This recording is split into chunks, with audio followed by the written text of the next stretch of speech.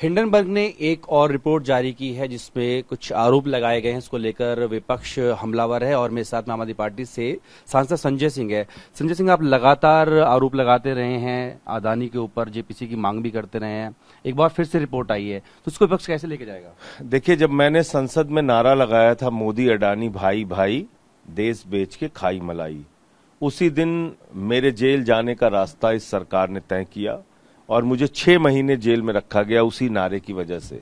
आज वो नारा सच साबित हो रहा है।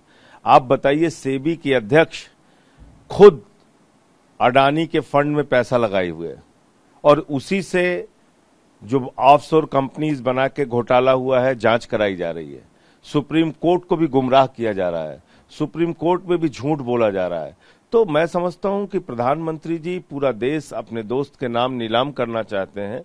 पोर्ट अडानी का, एयरपोर्ट अडानी का, रेल अडानी का, सेल अडानी का, कोयला अडानी का, गैस अडानी का, बिजली अडानी का, पानी अडानी का, और उसकी कोई जांच नहीं हो सकती।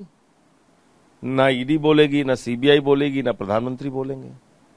तो मैं समझता हूं कि ये एक बहुत बड़ा सच सामने आया है हिंडनबर्ग की दूसरी रिपोर्ट में, और माननीय सर्वोच्च न्यायालय को तुरंत इसका संज्ञान लेना चाहिए। सेबी अध्यक्ष को तुरंत इस्तीफा देना चाहिए। प्रधानमंत्री जी के रहते हुए तो ये, अपने पद पर रहते हुए तो ये जांच नहीं हो पाएगी, मैं कह सकता हूं। फिर कैसे आप ले जाने वाले हैं? आप कह रहे सुप्रीम कोर्ट संज्ञान ले, लेकिन जो विपक्ष है पूरा इसी बनाए ना, पहले दिन से हम क्या कह रहे हैं भाई? आप बताइए मुझे, जब 18 महीने पहले इस घोटाले का खुलासा हुआ था, इस देश के लोगों का 8.5 लाख करोड़ रुपए शेयर मार्केट में डूब गया। तो ये अडानी का पैसा थोड़ी डूबा है, ये इस देश की आम जनता का पैसा डूबा है, गाढ़ी कमाई का पैसा डूबा है। जो लोग शेयर मार्केट में अपना पैसा लगाते हैं ये सोच के कि अडानी के शेयर के दाम बढ़ रहे हैं, वो तो बढ़ते नहीं है दाम, वो तो बाहर से पैसा लगा के उनके दाम बढ़ाए जाते हैं जानबूझ के।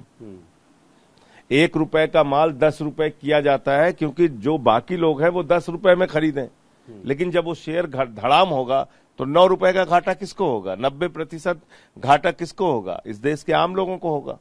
ये है पूरा शेयर बाजार का खेल। लेकिन सेबी और उनके चेयरमैन, उनकी तरफ से एक बयान आया है और वो खंडन किया है कि जिस बारे में जिक्र भी किया जा रहा है 2015 का मामला, तो वो चेयरमैन खंडन नहीं करता तो खंडन तो करेंगे सीबी के अध्यक्ष। जो कागज उनके चिल्ला चिल्ला के बोल रहे हैं, विसिल ब्लोअर्स के उसमें आया है सामने, तो ये इससे आप कैसे झुटला सकती हैं? इसको कैसे झुटला सकती हैं? दूसरा एक मामला और है, SC/ST में कोटा विद इन कोटा और क्रीमी लेयर को शामिल करने वाला है, उस पर विपक्ष की क्या राय है? देखिए, ऐसा है, ये कोई गरीबी उन्मूलन योजना नहीं है। आरक्षण है जातिगत भेदभाव के कारण। और क्या आप इस बात से इनकार कर सकते हैं कि आजादी के इतने सालों के बाद भी हमारी महामहिम राष्ट्रपति श्रीमती द्रौपदी मुर्मू जी को प्रभु श्री राम के मंदिर के उद्घाटन में नहीं बुलाया गया? श्री रामनाथ कोविंद जी को मंदिर के शिलान्यास में नहीं बुलाया गया? क्या आप इस बात से इनकार कर सकते हैं कि अभी भी दलितों को घोड़ी पर बैठने की इजाजत नहीं है? तो जातिगत भेदभाव के कारण आरक्षण की व्यवस्था लागू की गई थी, उसमें क्रीमी लेयर का सवाल कहां आ गया? और दूसरा, कोटा विद इन कोटा तय कैसे करेंगे आप? आपके पास कोई डाटा है? इस जाति के लोगों का इतना नंबर है और इस जाति के लोग इतने नौकरी में हैं, इस जाति के लोग आर्थिक स्थिति में यहां पर खड़े हैं, इसका कोई डाटा है आपके पास? तो जाति जनगणना कराइए, पहले जाति जनगणना तो कराइए, तब तो आप मूल्यांकन कर पाएंगे ना कि भाई कोटा विद इन कोटा में किस जाति के लोगों का सरकारी नौकरियों में कितनी भागीदारी है, उनकी आर्थिक स्थिति क्या है, तभी तो पता चलेगा। अभी के लिए इसका विरोध है। अरे भाई, विरोध का क्या सवाल है? मैं फिर दोहरा रहा हूं, ये कोई गरीबी उन्मूलन योजना नहीं, आरक्षण व्यवस्था लागू की गई थी इस देश में जातिगत भेदभाव मिटाने के लिए। इस देश के अंदर जातिगत भेदभाव के कारण हजारों वर्षों से समाज का एक बड़ा वर्ग, जिससे लोग नफरत करते हैं, उनको बगल में बैठ के खाना नहीं खिलाते, वो मुख्य धारा में आ सके, इसलिए आरक्षण की व्यवस्था लागू हुई ना। एक बांग्लादेश में माइनॉरिटीज को लेकर के चिंता व्यक्त कर रहे हैं सभी की, वहां माइनॉरिटीज को परेशान किया जा रहा है, हिंसा हो रही है, उसको लेकर मैं ये पूछ रहा हूं कि भारत की सरकार क्या कर रही है? वहां के माइनॉरिटीज पे, हिंदुओं पे जो हमले हो रहे हैं, हिंसा हो रही है, दंगे फसाद हो रहे हैं, उस पर हमारी भारत की सरकार क्या कर रही है? रूस और यूक्रेन का युद्ध रुकवा देते हैं आप, ये हिंसा क्यों नहीं रुकवा पा रहे हैं? क्यों नहीं बात कर रहे हैं आप सख्ती से? किसने रोका है आपको? तो भारत के प्रधानमंत्री को उन घटनाओं का और उनकी जानकारी में भी है। खुद जयशंकर जी ने कहा था, देश की संसद में कहा था, और हमने जिम्मेदारी से उनकी बातों को सुना, कोई सवाल नहीं पूछा, क्योंकि सरकार ने कहा कि ये एक संवेदनशील विषय है, आप लोग सवाल मत उठाइए, सवाल मत पूछिए, जो जयशंकर जी कह रहे हैं उस पर भरोसा कीजिए। तो जयशंकर जी ने कहा, पूरे देश के सामने कहा और सदन में कहा कि वहां के माइनॉरिटीज की रक्षा सुरक्षा के लिए वहां की संस्थाओं ने हमें भरोसा दिलाया है। उठा के देखिए उनका बयान।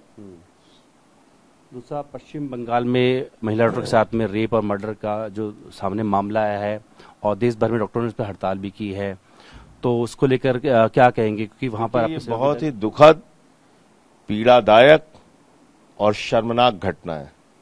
इसकी जितनी निंदा की जाए कम है।